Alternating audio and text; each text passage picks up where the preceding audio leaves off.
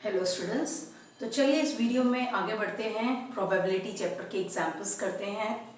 तो 4 एग्जाम्पल्स हम पहले कर चुके हैं। This is example 5th। यहाँ पर ये क्वेश्चन लिखा हुआ है, ठीक है। The record of a weather station shows that out of the past 250 consecutive days its weather forecast were correct 175 times. What is the probability that on a given day it was correct? What is the probability that it was not correct on a given day? तो question हमें समझ आ गया है कि weather forecast जो आती होती है, मौसम की हालचाल पहले सुनाई देते हैं, ठीक है। तो 250 लगातार 250 डेज के लिए वेदर फोरकास्टिंग हुई है वेदर स्टेशन की तरफ से, और उनमें से 175 टाइम्स वेदर फोरकास्ट करेक्ट था। जैसे बारिश होने वाली है वो कहते हैं और हो जाती है, but what is the probability that on a given day it was correct and what is the probability that it was not correct on a given day? तो आपको probability find करनी है कि एक दिन में वो correct था forecast, उसकी probability, या किसी दिन forecast not correct था उसकी probability, ठीक है। हमेशा forecasting ठीक नहीं होती।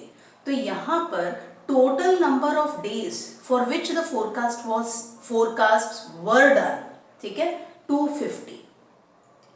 Number of days for which the forecasts were correct, 170 times correct forecasting की गई थी. So number of days for which the forecasts were not correct, obviously 250 minus 175 करोगे तो 75 days के लिए forecasting was not correct, ठीक है। तो हमने probability find करनी है। चाहे तो आप फॉर्मूला लिख सकते हो पूरा कि probability ब्रैकेट में लिख सकते हो कि it was forecast was not correct on a given day. मैंने इस तरह लिया है, इवेंट डिनोट कर दिए हैं। Let E1 be the event of getting the correct forecast on a day, E2 be the event of not getting correct forecast on a day. तो अब इवेंट लिखने के बाद सिंपल हो जाता है कि इसकी प्रोबेबिलिटी दोनों इवेंट्स की फाइंड करनी है। Therefore probability of E1 is equal to, चाहे तो आप पहले फॉर्मूला लिख दीजिए, मैंने यहाँ लिखा नहीं है। प्रोबेबिलिटी ऑफ E1 क्या होगी? Number of days for which the forecasts were correct divided by total number of days for which the forecast were done, ठीक है। तो 175 अपॉन 250 आएगा। 25 से आप इसको कैंसिल कर दीजिए तो 7 upon 10 which is equal to 0.7। इसी तरह probability of E2 event of not getting correct forecast on a day find करोगे आप। It is a ratio of number of days for which the forecast were not correct, 75, divided by total number of days for which the forecast was done, 250। फिर से 25 से divide करोगे तो 3/10 answer आता है which is 0.3। अब हमें पता है कि 250 डेज के लिए फोरकास्टिंग की है तो किसी दिन फोरकास्टिंग या करेक्ट होगी या नॉट करेक्ट होगी। इट मीन्स पॉसिबल आउटकम्स सिर्फ यही थे फोरकास्टिंग करने के, ठीक है। तो उस ट्रायल के पॉसिबल आउटकम्स ये दो ही हैं, और इन दोनों की प्रोबेबिलिटी आप देखोगे 0.7, 0.3। अगेन जिस तरह हर सम में आया था, इन दोनों को प्लस करोगे तो total answer will be 1। It means probability, the sum of the probabilities of all possible outcome is 1। ये हम स्टेट कर सकते हैं। तो चलिए अब देखते हैं एग्जाम्पल 6। यहाँ मैंने फुल क्वेश्चन नहीं लिखा है because it was very lengthy, तो मैं रीड करती हूँ, आप ध्यान से सुनिए। A tire manufacturing company kept a record of the distance covered before a tire needed to be replaced, and the table shows the result of 1000 cases. यानी कि एक टायर कंपनी है, मैन्युफैक्चरिंग कंपनी, ठीक है। तो वो उनके पास जब वो टायर रिप्लेस होने के लिए आते हैं तो उन्होंने रिकॉर्ड नोट किया है कि टायर ने कितना डिस्टेंस कवर किया है खराब होने से पहले, रिप्लेस होने से पहले, ठीक है।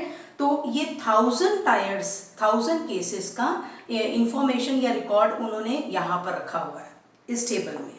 टेबल में आप देख सकते हो डिस्टेंस इन किलोमीटर, फ्रीक्वेंसी मतलब number of tyres, less than 4000 कितने टायर्स रिप्लेस करने पड़े जिन्होंने 4000 से भी कम डिस्टेंस ट्रेवल किया था, 4000 किलोमीटर से भी कम, 20 टायर्स।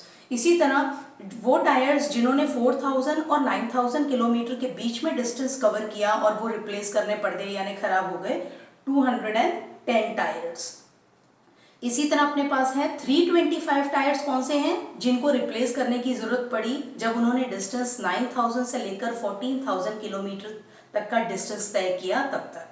और लास्ट में 445 टायर्स वो थे जिनको रिप्लेस करने की ज़रूरत पड़ी जब उन्होंने डिस्टेंस 14000 किलोमीटर से भी ज़्यादा ट्रेवल किया। तो सबसे पहले टेबल में आपको सारी इंफॉर्मेशन दी गई है 1000 टायर्स की, ठीक है, और उनके सारे रिलेटेड वैल्यूज़ की कि कितना डिस्टेंस ट्रेवल किया है उन्होंने रिप्लेस होने से पहले। नाउ फाइंड क्या करना है आपने, अगर आप if you buy a tyre of this company what is the probability that, तो अगर आप उस कंपनी से टायर बाय करना चाहते हो तो what is the probability that, ये 3 क्वेश्चंस हैं, पार्ट हैं क्वेश्चन के। What is the probability that it will need to be replaced before it has covered 4000 kilometer? It will last more than 9000 kilometer.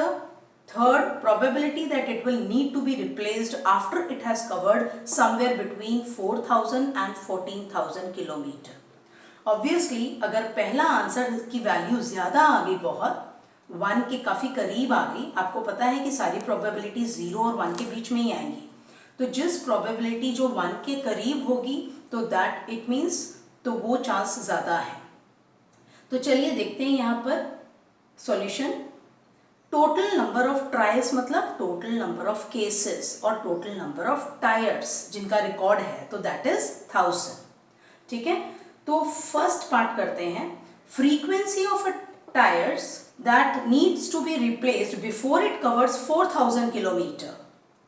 कितनी frequency है, कितने tyres हैं, 20, ठीक है। तो let E1 be the event of getting tyre replaced before it covers 4000 kilometre, क्योंकि हमने यही प्रोबेबिलिटी इसी इवेंट की फाइंड करनी है। Now therefore probability of E1 is equal to okay this sentence I have repeated here, ठीक है, तो ये एक ही बार लिखना है आपने। Frequency of a tire that needs to be this I have repeated here. So P of E1 is equal to probability of this event is equal to frequency of the tires of this event 20 divided by total number of trials 1000. Divide करोगे 0 0 cut जाएगा, 2 divided by 100 will be 0.02.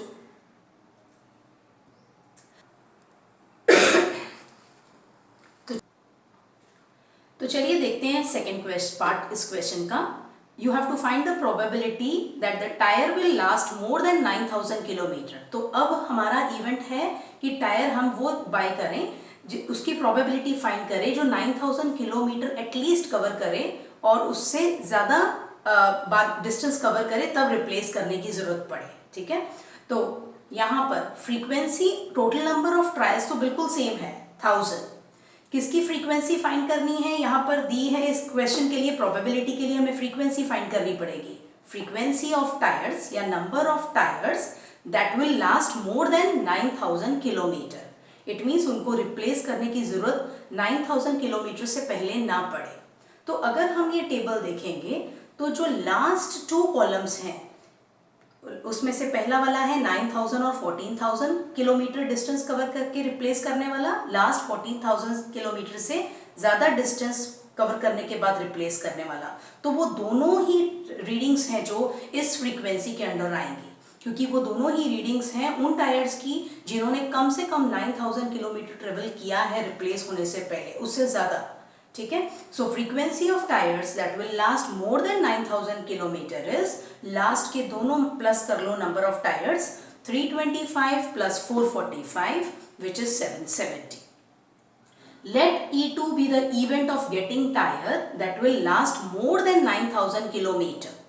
So probability of E2 will be ये frequency of the tires of this for this event that is 770 divided by total number of trials, वो तो same ही है 1000, तो 0 0 cut 0.77.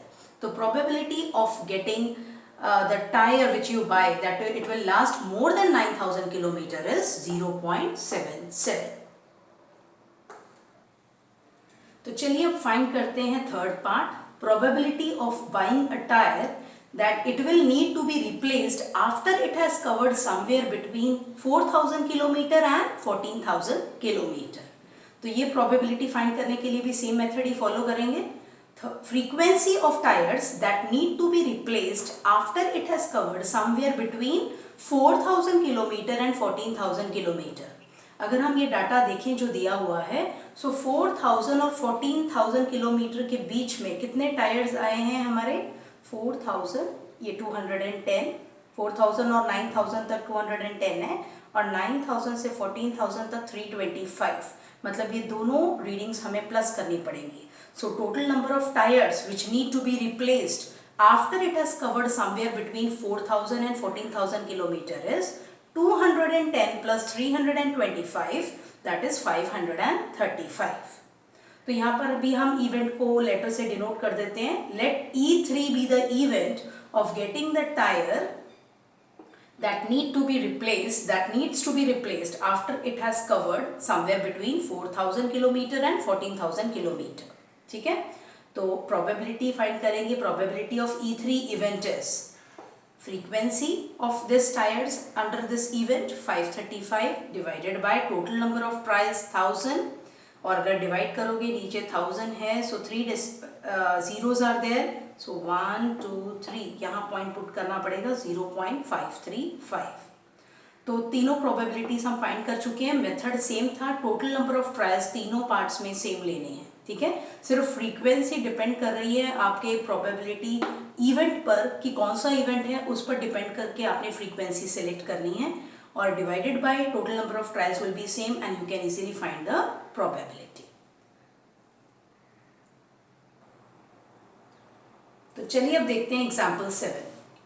The percentage of marks obtained by a student in the monthly unit test are given below.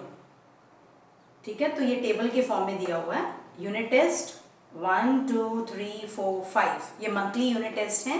Percentage of marks obtained, first unit test में 69%, second में 71, third में 73, fourth में 68 और fifth में 74% मार्क्स। ठीक है, find the probability that the student gets more than 70% marks in a unit test. ठीक है, तो अब जो यूनिट टेस्ट आना है उसमें 70% से ज़्यादा मार्क्स हों, इसकी प्रोबेबिलिटी क्या है? तो यहाँ पर शुरू करते हैं हम सॉल्यूशन से। टोटल नंबर ऑफ ट्रायल्स, इस केस में टोटल नंबर ऑफ ट्रायल्स मतलब total number of unit test taken by him और हेल्प। ठीक है, कितने हैं? 5 यूनिट टेस्ट हैं, तो total number of trials is 5। Number, अब प्रोबेबिलिटी किसकी फाइंड करनी है? That the student gets more than 70% marks in a unit test. तो फ्रीक्वेंसी या number of unit test in which the student score more than 70% marks is equal to, कितने unit test में उसके 70% से ज़्यादा मार्क्स आए हैं? 1 2 3। ठीक है, 71 73 74 3 बार। So that number of unit test in which the student scored more than 70% marks is 3। आप फ्रीक्वेंसी भी लिख सकते हो। ठीक है, नाउ प्रोबेबिलिटी फाइंड करनी है। चाहे तो आप पहले इवेंट को रिप्रेजेंट कर लो लेटर से, let E be the event of scoring more than 70% marks, फिर आप पी प्रोबेबिलिटी ऑफ ई लिख सकते हो, या इस तरह भी लिख सकते हो probability in the bracket event को वर्ड्स में डिस्क्राइब कर दो, probability of scoring more than 70% marks is equal to. ठीक है, तो frequency of this event here it is 3 divided by total number of trials 5, and when you divide you get the answer to be 0.6। तो अभी तक जितने भी examples किए हैं हमने उसमें सिंपल फॉर्मूला ही यूज़ किया है प्रोबेबिलिटी का।